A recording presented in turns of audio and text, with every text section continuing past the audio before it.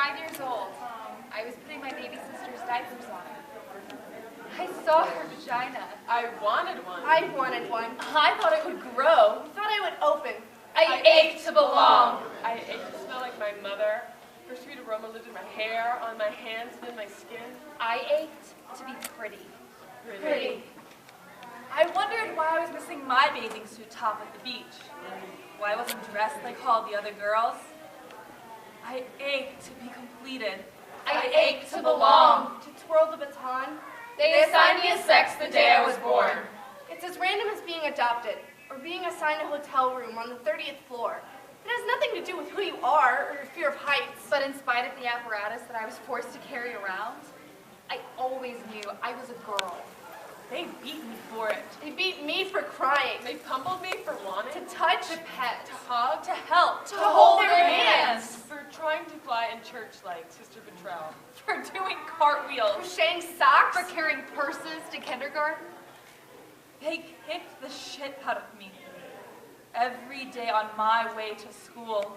In the park, they smashed my magic marker painted nails. They punched my lipsticked mouth. They beat the girl out of my boy. Or so they tried. So I went underground.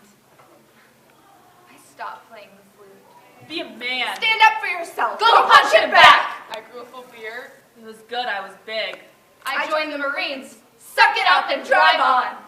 I became duller. Jaded. Sometimes cruel. Butch it. Butch it! Butch it up! Always clenched. Inaccurate. Incomplete. I ran away from home. From school. From boot camp. Ran to Miami. Greenwich Village. Aleutian Islands. New Orleans. I found gay people. Wilderness lesbians. Got my first hormone shot. Got permission to be myself. To transition. To travel. To immigrate. 350 hours of hot needles. I would count the male particles as they died. 16 man hairs gone. The feminine is in your face. I lift my eyebrows more. I'm curious. I ask questions. And my voice. Practice, practice. It's all resonant. Sing song, sing song. Men are monotone and flat. Southern accents are really excellent. Jewish accents really help. Hello, my friend. And my vagina is so much happier. I cherish it. It brings me joy. And the orgasms come in waves. Before, they were jerky. I'm your girl next door. My lieutenant colonel father ended up paying for it. My vagina.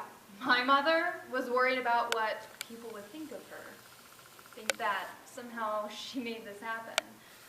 Until the day that I came to church and everyone there told her, "You have such a beautiful daughter." I got to be soft. I am allowed to listen.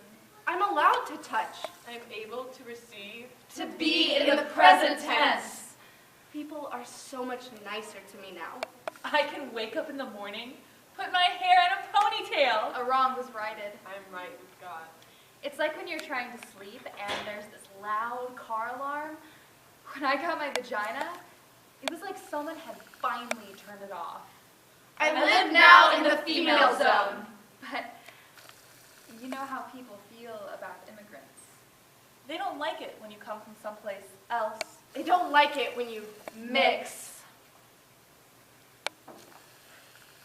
They killed my boyfriend.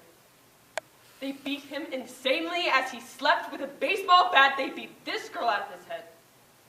They didn't want him dating a foreigner, even though she was pretty and was kind and listened. They didn't want him falling in love with the ambiguity.